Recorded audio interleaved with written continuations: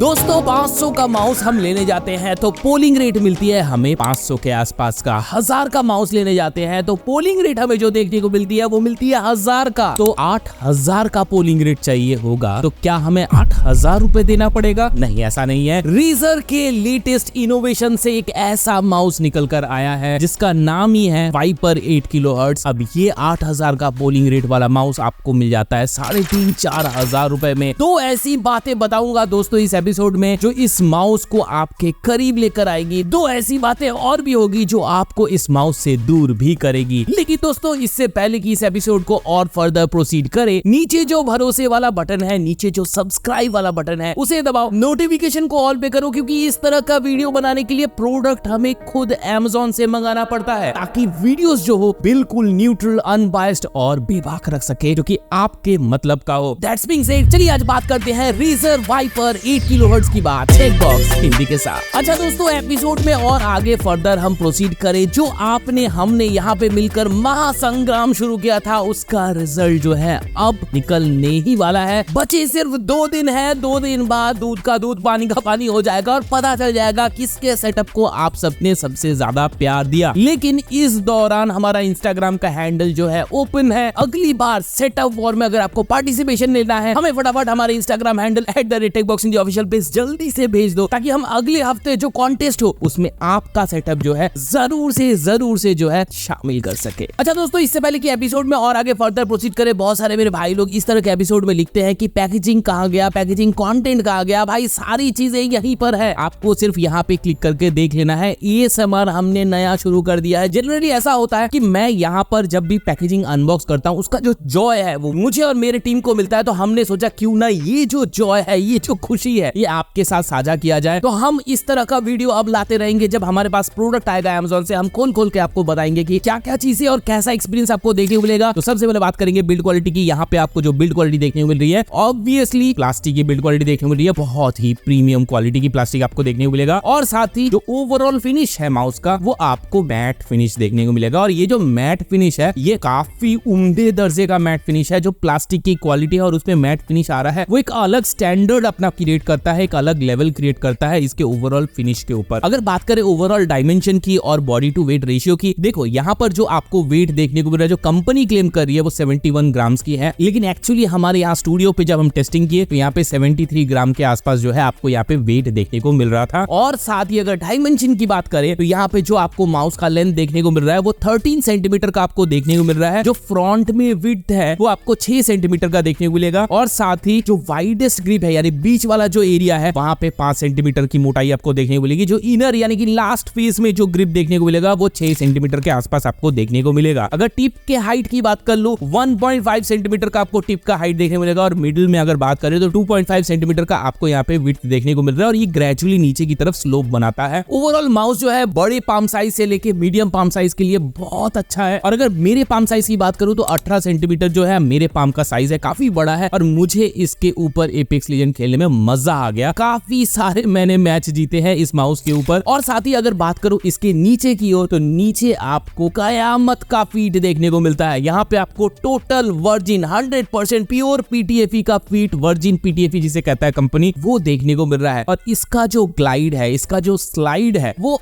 चुम्मेश्वरी मक्खन जैसा लगता है। अब अगर माउस के केबल की बात कर ले तो यहाँ पर जो आपको केबल देखने को मिल रहा है ये पैराकॉर्ड से थोड़ा सा डिफरेंट है, थोड़ा सा हेवियर साइड में है। एक्सेंट केबल के नाम से जाना जाता है। इसको जो कंपनी रेजर बोल के बेच रही है वो है स्पीड फ्लेक्स के नाम से बेचती है। लेकिन चीज एक ही है, अब ये एक्सेंटेड केबल जो है काफी लाइटर होता है, काफी स्ट्रॉन्ग होता है, बॉबलिंग की कोई समस्या नहीं आती। अब जो यहाँ पे लेंथ आपको देखने को मिल रहा है वो भी कम नहीं देखने को मिल रहा है, वो भी 2 मीटर का देखने को मिल रहा है। अच्छा, पूरे बॉडी पर मैट टेक्सचर के साथ ही साइड में आपको एक स्पेशल टेक्सचर देखने को मिलेगा। अब ये जो साइड में टेक्सचर है इसे इंजेक्टेड मोल्डेड ग्रिप कहा जाता है। रबराइज टेक्सचर है, काफी ग्रिपी है और बहुत अच्छे पैटर्न में सिंगल मोल्डेड है। तो आपको पूरा पाम के बैक साइड और लिटिल फिंगर से होते हुए थंब तक जो है पूरा प्रॉपर ग्रिप यहाँ पे आपको देखने को मिलेगा। माउस आपके हाथ से पसीने से तरबतर हो जाए, ये माउस जो है आपके हाथ से नहीं छूटने वाला। माउस जो है आपके राइट हैंड लेफ्ट हैंड दोनों के साथ सुइटेबल स्विचेबल होने वाला है, दोनों तरफ आपको इक्वली कैलिब्रेटेड स्विच सिस्टम देखने को मिल रहा है और साथ ही डिजाइन जो है वो भी दोनों हाथों के हिसाब से स्वीटेबल रखा गया है, which is a very good thing. अब देखो माउस के दूसरे सबसे इंपॉर्टेंट एस्पेक्ट की बात कर लेते हैं, यानी कि स्विच सिस्टम की बात कर लेते हैं दोस्तों। जनरली हम देखते हैं ओमरॉन के स्विच यूज होते हैं, हुआनो के स्विच यूज होते हुए देखते हैं, ये सारे स्विच जो है मैकेनिकल स्विच है। अब मैकेनिकल स्विच से भी अगर बेहतरीन कोई स्विच है ना जिसमें आपको बिल्कुल भी लेटेंसी नहीं दिखने को मिलेगा तो वो है ऑप्टिकल स्विच। क्यों है ऐसा? क्योंकि ऑप्टिकल स्विच जो है आपके लाइट रेज यानी फोटोन पार्टिकल्स पे डिपेंडेंट होता है और यहाँ पे एरर की संभावना इसलिए बहुत कम होती है। लेजर यूज किया जाता है बेसिकली। तो यहाँ पर वाइपर 8 किलोहर्ट्ज में जो आपको स्विच सिस्टम देखने को मिलता है, ये रेजर का ऑप्टिकल स्विच सिस्टम, वो भी सेकंड जेन का देखने को मिलता है। अच्छा चलो आपको कुछ यहाँ पे मैं टेस्ट करके दिखाता हूँ। कुछ टेस्ट करेंगे जिनमें क्लिक्स टेस्ट भी होगा, रैटल टेस्ट भी करके देखेंगे, स्क्वीज टेस्ट भी करके देखेंगे और पैडल टेस्ट भी करके देखेंगे फीचर्स पे।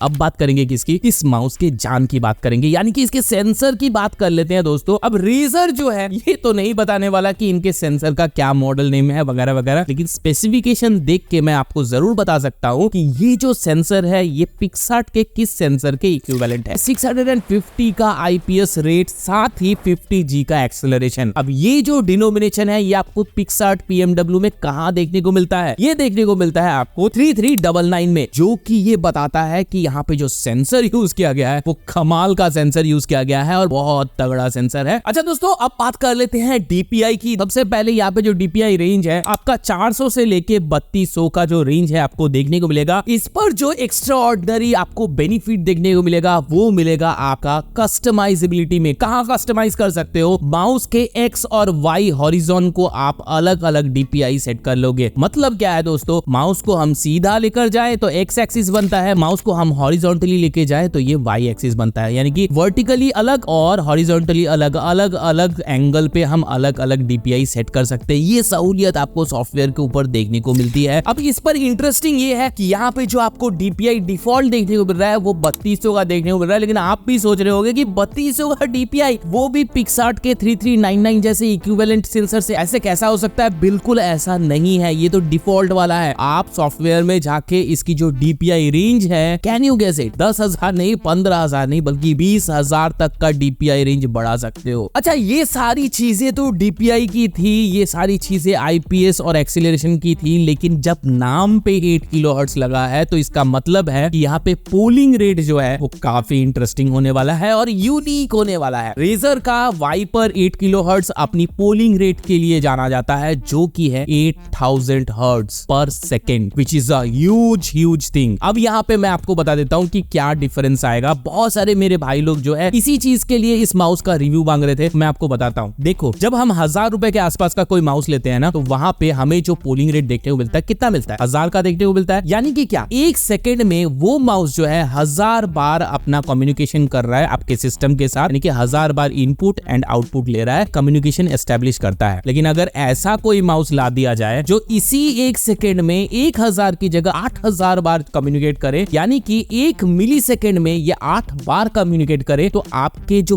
गैप बनेंगे, जो इसके बिन में शटर बनेगा वो कम होता चले जाएगा। जब कोई माउस 1000 पोलिंग रेट के अंदर कम्युनिकेट करता है, 1000 बार 1 सेकेंड के अंदर कम्युनिकेट करता है, तो इस पर जो लैग बनता है वो बनता है 1 मिली सेकेंड का। लेकिन जब वहीं पर कोई दूसरा माउस ऐसा आ जाए जो 8000 बार 1 सेकेंड के अंदर कम्युनिकेट करे और 1 मिली सेकेंड में 8 बार करे, तो इसके बीच में गैप बहुत नेग्लिजिबल हो जाता है और ये जो कर्वेचर बन रहा है, ये जो कम्युनिकेशन बन रहा है अल्ट्रा स्मूथ बनता है और इतना ज्यादा गिर जाता है लैग कि यहाँ पर जो आपको लैग देखने को मिलेगा 0.125 मिलीसेकंड का देखने को मिलता है, which is a very very very good innovation from Razer. और यही चीज जो है हर एक जो गेमर है, जो प्रो गेमिंग के बारे में सोच रहा है, जो इस पर कैरियर बनाने के बारे में सोच रहा है, वो इस माउस को सीरियसली देखता है, यही रीजन है। अच्छा जब 1000 हर्ट्ज की पोलिंग रेट पे कोई माउस कम्युनिकेट करता है तो वहां पे जो छोटे छोटे गैप्स बनते हैं, इन जो गैप्स है, यानी कि 1000 बार जो कम्युनिकेशन कर रहा है उसके बीच में जो गैप बनते हैं उस पर लैग आ जाता है, उसे माइक्रो शटर कहा जाता है। अब इसी का जो निवारण है, इसी का जो ट्रबल शूट है वो ऐसा है कि आप कम्युनिकेशन रेट को ही बढ़ा दो, उसकी स्पीड को ही बढ़ा दो, उसकी फ्रीक्वेंसी को बढ़ा दो, तो यहाँ पे जो माइक्रो शटर्स है वो नेग्लिजिबल हो जाएगा, बिल्कुल नहीं दिखेगा या फिर होगा ही नहीं। ऐसा सिचुएशन भी बन सकता है हाइपोथेटिकली। ये तो सारी चीजें हो गई मीठी मीठी गुड़ वाली, लेकिन क्या ये 8 किलोहर्ट्ज रिपोर्ट वाला माउस सबके लिए है? क्या ये जो माउस है ये हर बंदा यूज कर सकता है चाहे उसके पास कैसा भी सिस्टम हो? ऐसा नहीं है, तो इसके बारे में भी जानना जरूरी है। अगर आपको 8 किलोहर्ट्ज माउस का एक्सपीरियंस लेना है और अगर वाकई आपको देखना है कि आपके गेम के एक्सपीरियंस में लेवल अप हो रहा है, आपको और बेटर स्मूथ गेम प्ले मिल रहा है, तो उसके लिए आपको एक ऐसा डिस्प्ले सिस्टम चाहिए होगा जिस पर आपको 200 से ज्यादा फ्रीक्वेंसी का